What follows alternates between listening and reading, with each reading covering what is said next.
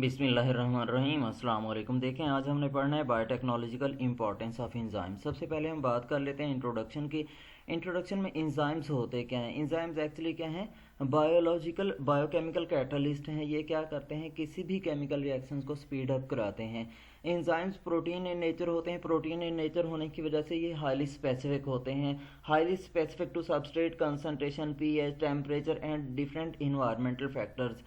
कैसे ये temperature optimum temperature में काम करते हैं। ऑप्टिमम टेम्परेचर हम किसे बोलते होते हैं? जो भी टेम्परेचर कोई ख़ास ऑर्गेनिजम्स या कोई ख़ास केमिकल सिस्टम किसी एक ख़ास रेंज के अंदर काम करता है, तो वो ख़ास रेंज जो कहलाती है ऑप्टिमम कंडीशन कहलाती है। तो ऑप्टिमम टेम्परेचर एंजाइम्स का क्या होगा? वो टेम्परेचर जिस पे एंजाइम्स क्या करते हैं? मैक्सिमम परफॉर्म करते हैं। तो ऑप्टिमम टेम्परेचर, ठीक है ना। इसी तरीके से ऑप्टिमम पीएच पे काम करते हैं। ऑप्टिमम सबस्ट्रेट कंसंट्रेशंस में डिफरेंट फैक्टर्स और भी होते हैं जो क्या करते हैं? एंजाइमेटिक एक्टिविटी को क्या कर रहे होते हैं? इन्फ्लुएंस कर रहे होते हैं। एंजाइम्स क्या हैं? बायोलॉजिकल कैटलिस्ट हैं। अब हम कैटलिस्ट की जब बात करते हैं तो कैटलिस्ट क्या होता है? एक ऐसा सब्सटेंस होता है जो किसी भी केमिकल रिएक्शंस को स्पीड अप कराता है, लेकिन खुद उसमें टेक पार्ट नहीं करता। इन्वॉल्व होता है, रिएक्शन को स्पीड अप कराता है, लेकिन प्रोडक्ट का पार्ट नहीं बनता। एज इट वापस बैक आ जाता है। एंजाइम्स डिफरेंट टाइप की प्रोटीन पर मुश्तमिल होती हैं। ये प्रोटीन केमिकल रिएक्शंस को स्पीड अप कराने के लिए, केमिकल रिएक्शंस को स्पेसिफिकली ब्रेक कराने के लिए, केमिकल रिएक्शंस को बूस्ट कराने के लिए यूज़ होते हैं। एंजाइम्स मोस्टली क्या करते हैं? माइल्ड इन्वायरमेंट के अंदर काम करते हैं। ऑलमोस्ट बॉडी टेम्परेचर है या बॉडी कंडीशंस हैं उन पे काम करते हैं। किसी भी ऑर्गेनिजम्स का जो इन्वायरमेंट होगा, इंटरनल इन्वायरमेंट, तो उस इन्वायरमेंट पे एंजाइम्स क्या करते हैं? मोस्टली वर्क कर रहे होते हैं और डिफरेंट प्रोडक्ट्स क्या करते हैं? बनाते हैं। Degrading and building block of the organisms, ठीक है ना। कैसे बनाते हैं? Degrading the material that constitute the building block of the organisms. अब यहाँ पे एक चीज़ और आ जाती है जिसे हम बोलते हैं मेटाबॉलिज्म, ठीक है ना। मेटाबॉलिक पाथवेज के जरिए एंजाइम्स क्या करते हैं? डिफरेंट मटेरियल प्रिपेयर करते हैं फॉर बॉडी, ठीक है ना। प्रिपेयर करवाने में हेल्प आउट करते हैं। अब मेटाबॉलिज्म क्या होता है? The all the biochemical reactions taking place in a living system is called metabolism. Metabolism दो तरह का होता है। इसको एक को हम बोलते हैं कैनाबॉलिज्म और कैटाबॉलिज्म, और दूसरे को हम बोलते हैं एनाबॉलिज्म, ठीक है ना। कैटाबॉलिज्म क्या होता है?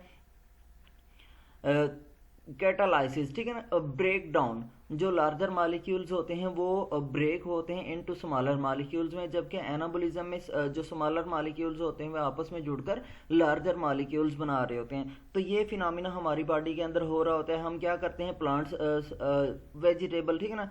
प्लांट सोर्स से हम फूड यूज़ करते हैं। वेजिटेबल हो सकती है, फ्रूट हो सकता है, या एनिमल सोर्स से हम क्या करते हैं? मीट या डिफरेंट दूसरी प्रोडक्ट्स, फूड आइटम कंज्यूम करते हैं। हमारी बॉडी के अंदर वो जाकर क्या होती हैं? ब्रेक होती हैं, और हमारी बॉडी क्या करती है? दोबारा उन्हीं को रीअरेंज करके हमारी बॉडी के यूनिट्स बना देती है, जो बिल्डिंग ब्लॉक्स हैं उनको बना देती है। तो मेटाबॉलिज्म में दो प्रोसेस हो रहे होते हैं, दो डिफरेंट टाइप होती हैं। कैटाबॉलिज्म है और एनाबॉलिज्म है।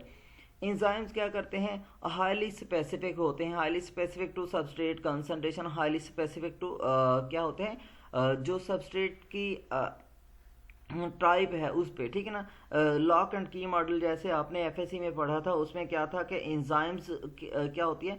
स्पेसिफिक की होती है जो स्पेसिफिक लॉक को ओपन कर सकती हैं। तो ये क्या होते हैं? रिएक्शन स्पेसिफिक होते हैं और सबस्ट्रेट स्पेसिफिक होते हैं।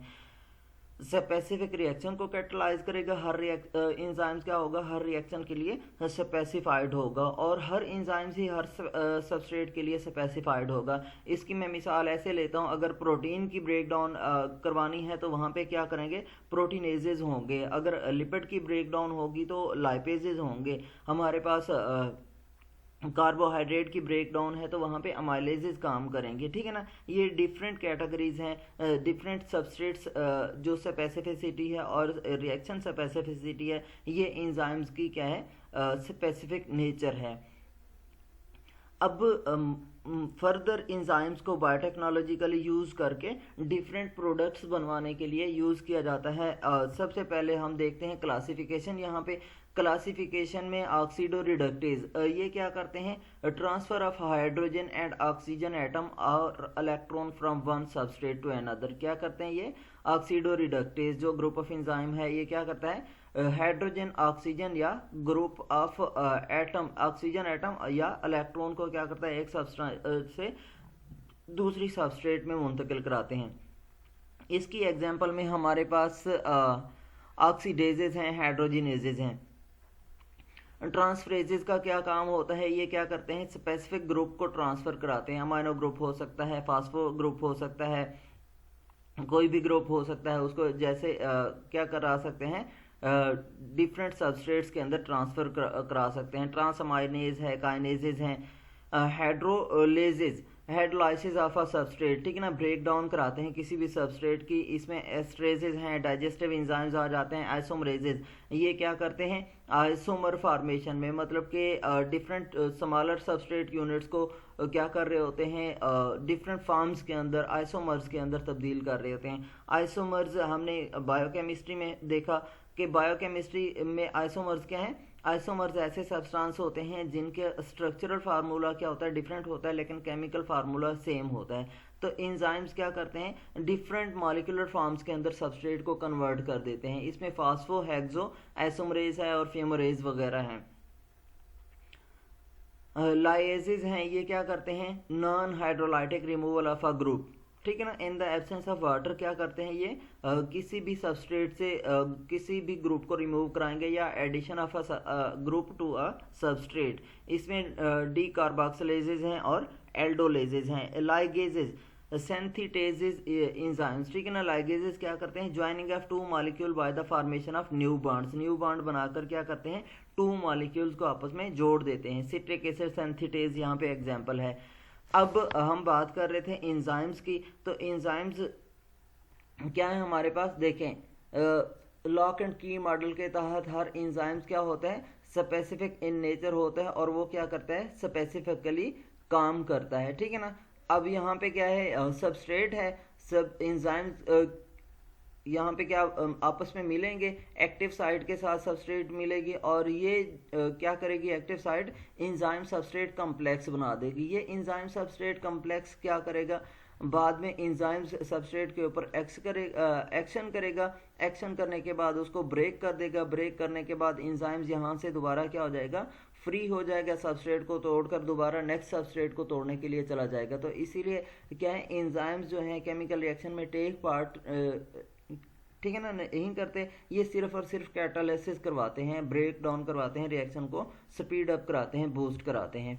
Applications of enzymes in cell biology, cell biology में एंजाइम्स का क्या रोल है। एंजाइम्स सेल लाइसिस के लिए मोस्टली यूज किए जाते हैं। लाइसिस का मतलब क्या है ब्रेक डाउन।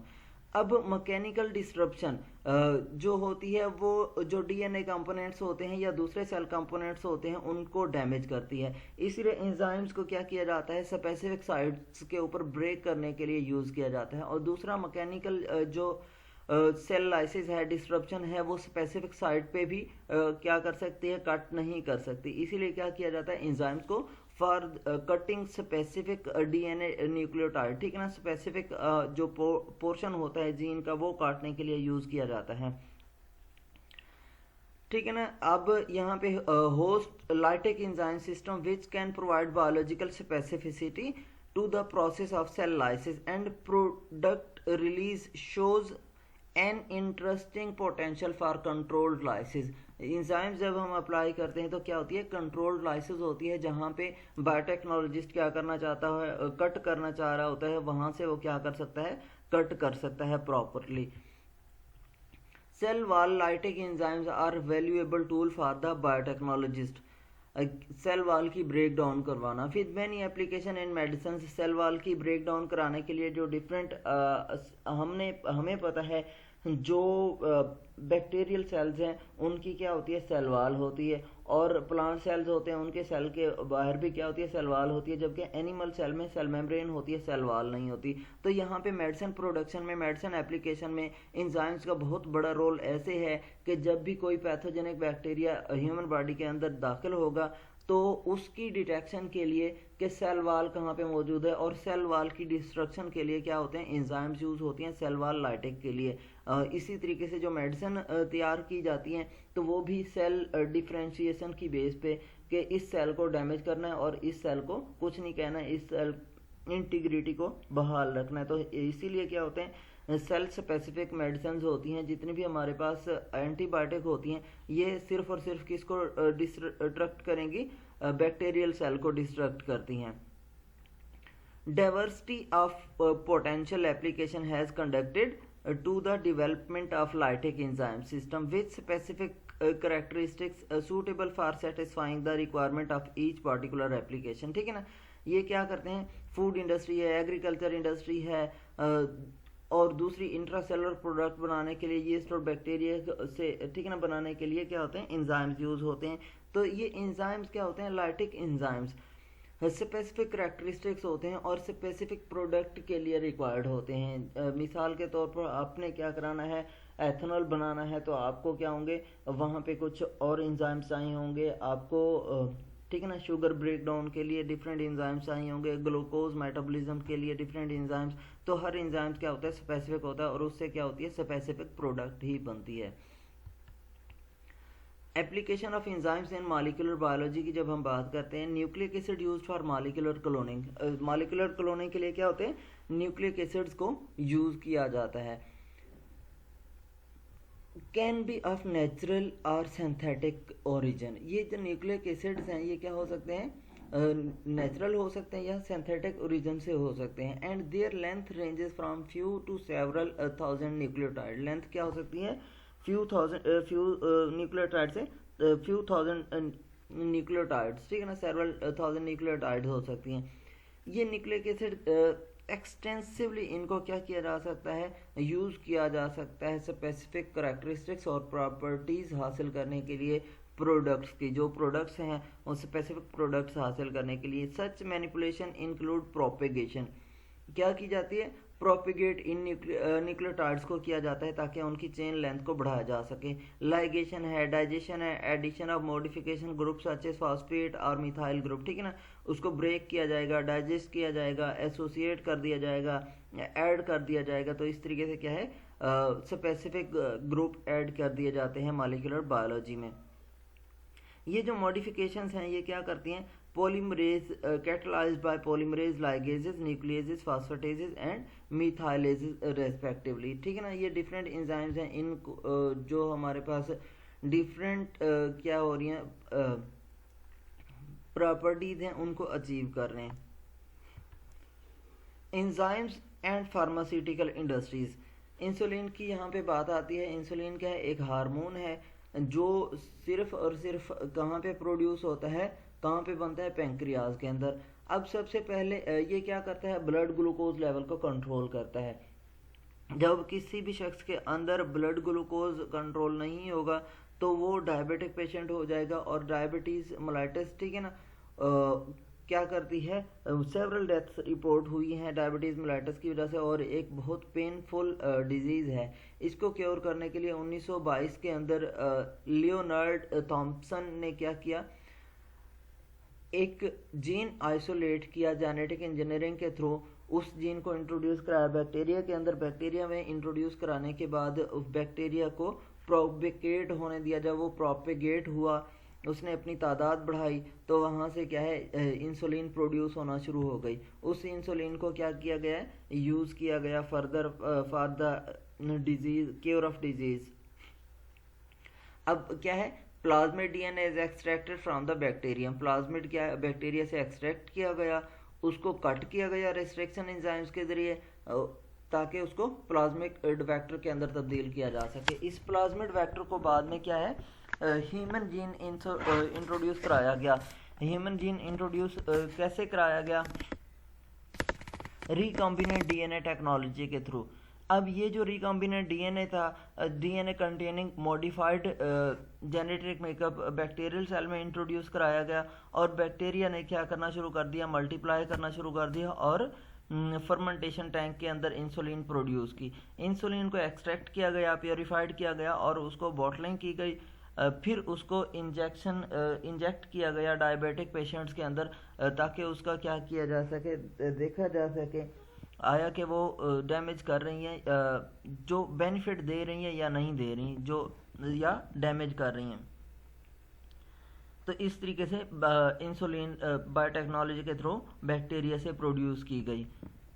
अब देखें, ह्यूमन पैंक्रियाज सेल से क्या है, डीएनए एक्सट्रैक्ट किया गया, इसको ऐड किया गया रिकम्बिनेंट, ठीक है ना, प्लाज्मिड के अंदर। प्लाज्मिड को फिर क्या है, यहाँ पे देखें ये क्या है, बैक्टीरियल डीएनए है, प्लाज्मिड बैक्टीरियम प्लाज्मिड है। इसके अंदर क्या है, जो डीएनए इंट्रोड्यूस करवाया गया, डीएनए इंट्रोड्यूस करवाने के बाद बैक्टीरियम के अंदर यही जो है डीएनए डाला गया, इनकॉर्पोरेट किया गया, और यहाँ पे बैक्टीरिया ने मल्टीप्लाई किया। मल्टीप्लाई करने से उसने क्या करना शुरू कर दी, ह्यूमन इंसुलिन प्रोड्यूस करना शुरू कर दी। तो इस तरीके से ह्यूमन इंसुलिन को हासिल किया गया, और आज बेनिफिशियल यूज़ के लिए डायबिटिक पेशेंट के क्योर के लिए क्या होती है, इंसुलिन यूज़ होती है।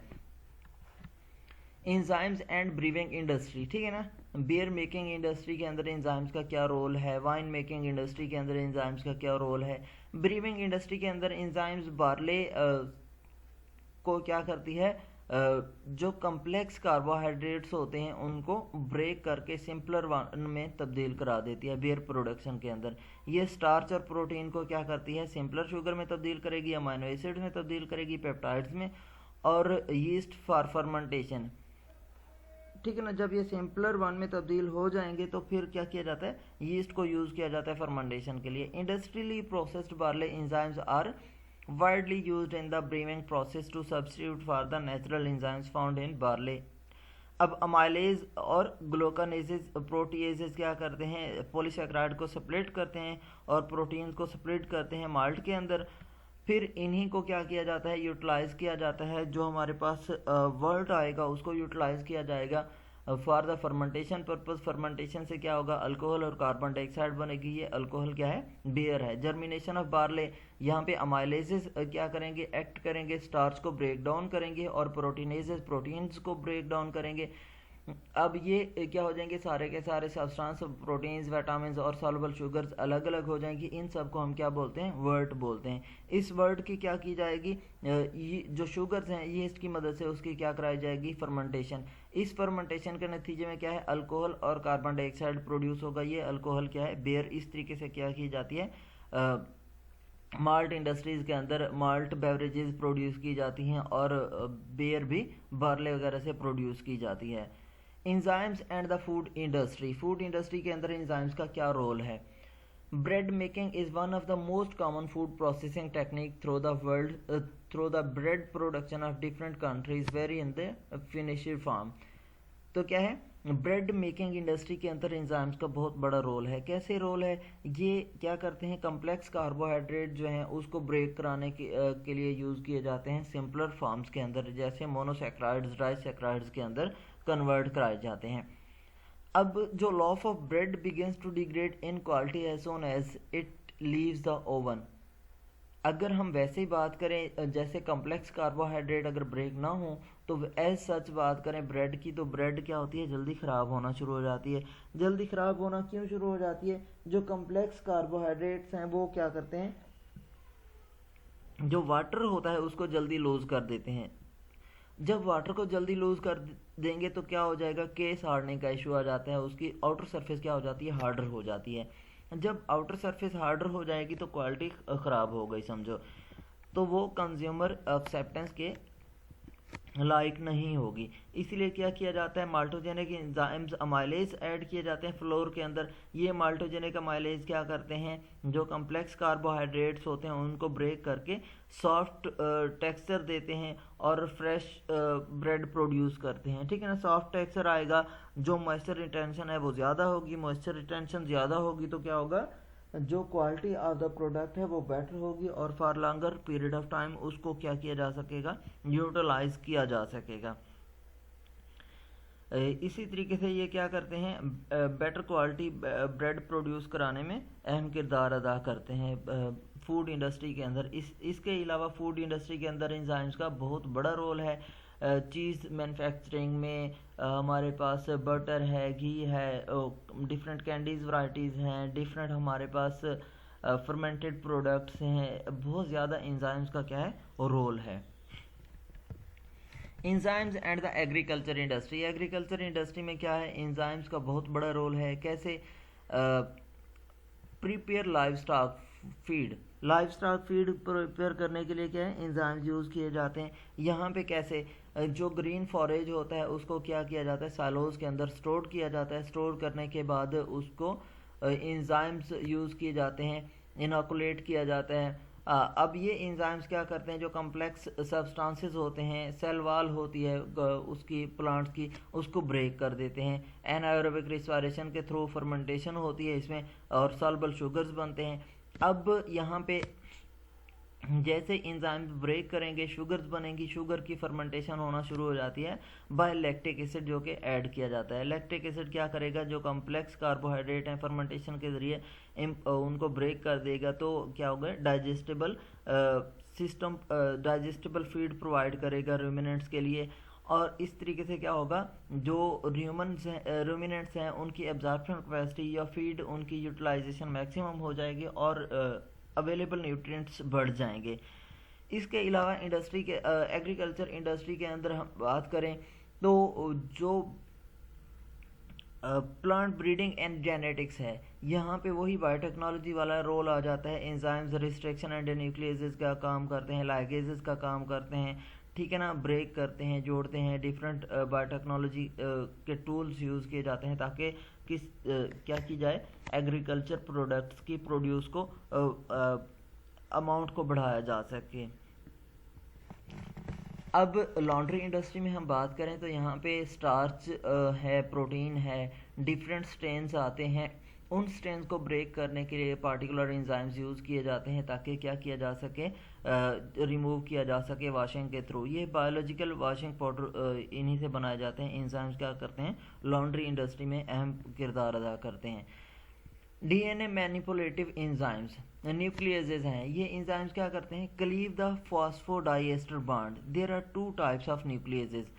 न्यूक्लियसेस क्या करते हैं, फॉस्फोडाइएस्टर बॉन्ड को तोड़ते हैं। एंडोन्यूक्लियसेस हैं और एक्सोन्यूक्लियसेस हैं। जो एंडोन्यूक्लियसेस हैं ये डीएनए के अंदर स्पेसिफिक साइट के ऊपर क्या करते हैं, जो ब्रेक करते हैं राइबोन्यूक्लियस 1 को। ये साइट स्पेसिफिक होते हैं रिस्ट्रिक्शन एंजाइम्स की तरह। एक्सोन्यूक्लियसेस की अगर हम बात करें तो ये क्या करते हैं, nucleotide from the terminal position of DNA, ठीक है ना। अब यहाँ पे जैसे हमारे पास ये डीएनए का एक सेगमेंट है, तो एंडोन्यूक्लियसेस का काम क्या होगा, यहाँ से इंटरनल पोर्शन से क्या करते हैं, ब्रेक करते हैं। जबकि एक्सोन्यूक्लियस क्या करता है, टर्मिनल पोर्शन रिमूव करता है। ऐसे क्या करेगा, टर्मिनल पोर्शन रिमूव करेगा।